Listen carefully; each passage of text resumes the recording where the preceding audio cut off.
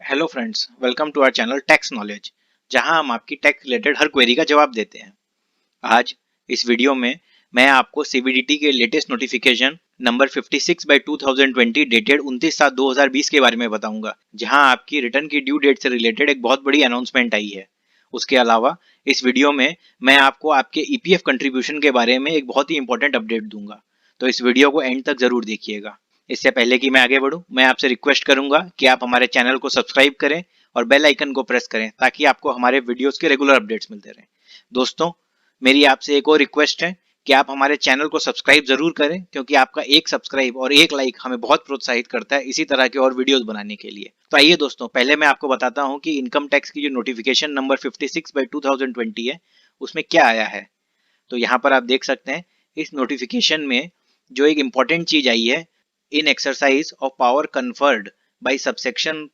1 of section 3 of the taxation and other laws relaxation of certain provisions ordinance 2020,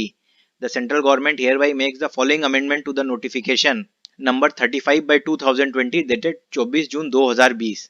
दोस्तों, आपको ध्यान ही होगा, मैंने अपने पिछले वीडियो में आपको ये बताया था कि कैसे ड्यू डेट की एक्सटेंशन कर दी गई है, और इस नोटिफिकेशन के थ्रू वहां पर जो डेट की एक्सटेंशन थी उसको और बढ़ा दिया गया है। तो यहाँ मैं आपको बताना चाहूंगा, in the first proviso in clause 1 in sub clause A for the word and figure and letters the 31st day of July 2020, the word and figure letters the 30th day of September 2020 has been substituted।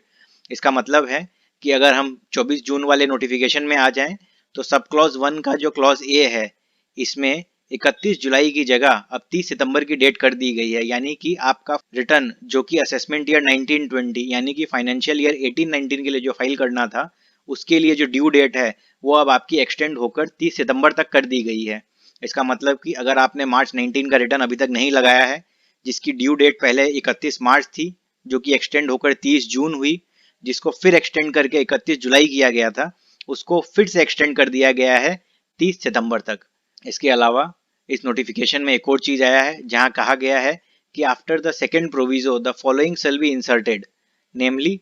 provided also that for the purpose of second proviso in the case of individual resident in India referred to in subsection 2 of section 207 of the Income Tax Act, the tax paid by him under section 140A of the act within the due date before extension provided in that act shall be deemed to be as advance tax। तो दोस्तों, इसका मतलब हुआ कि section 207 के subsection 2 में जो assessees को रेफर किया गया है, अगर वो अपना टैक्स रिटर्न फाइलिंग की जो ओरिजिनल ड्यू डेट है यानी कि 31 जुलाई, अगर वो तब तक अपना टैक्स अगर पेमेंट कर देते हैं, रिटर्न भले ही फाइल ना करें पर अगर टैक्स पेमेंट कर देते हैं, तो उनका वो पेमेंट ऑफ टैक्स जो है वो एडवांस टैक्स की तरह ट्रीट किया जाएगा। तो आइए मैं आपको दिखाता हूं कि सेक्शन 2072A में कौन आता है। यहाँ पर अगर अपने सेक्शन 207 के सबसेक्शन 2 में पढ़ें, तो यहाँ लिखा है, the provision of subsection 1 shall not apply to an individual resident in India who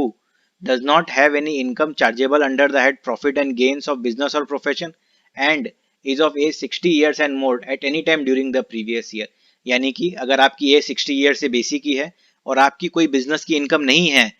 और आपने कोई टैक्स का पेमेंट किया है रिटर्न फाइलिंग की ओरिजिनल ड्यू डेट से पहले, तो वो जो पेमेंट है वो आपका एडवांस टैक्स ट्रीट किया जाएगा। यानी कि अगर आप कोई सेल्फ असेसमेंट भी अगर पेमेंट करते हैं, तो इनकम टैक्स का रिटर्न उसे एडवांस टैक्स ही ट्रीट करेगा। तो ये जो सीनियर सिटीजन्स हैं उनके लिए एक बहुत बड़ी रिलैक्सेशन है। आइए दोस्तों, अब मैं आपको बताता हूँ ईपीएफ से रिलेटेड जो एक अपडेट आई है। यहाँ मैं आपको बताना चाहता हूँ कि जब गवर्नमेंट ने आत्मनिर्भर भारत का ऐलान किया था फेजेस में, तो वहाँ उन्होंने एक रिलैक्सेशन दिया था एम्प्लॉयज के लिए, जहाँ कहा गया था एम्प्लॉयज की सैलरी से जो ईपीएफ कटता है उसकी रेट 12% नहीं 10% होगी एम्प्लॉय की चॉइस पे। यहाँ पर आपको ध्यान रखना होगा कि ये जो 2% का रिडक्शन था ये सिर्फ 4 महीने के लिए दिया गया था, यानी कि अप्रैल मई जून जुलाई के लिए। आपको 1 अगस्त के बाद से जो भी सैलरी मिलेगी उसमें अब आपकी 12% ही ईपीएफ डिडक्ट होगा, यानी कि जो 2% का रिलैक्सेशन था वो अब खत्म हो गया है। तो आई होप ये वीडियो आपको बहुत पसंद आया होगा। इसी तरह के और वीडियोस के लिए आप हमारे चैनल को सब्सक्राइब कर सकते हैं। Thank you friends.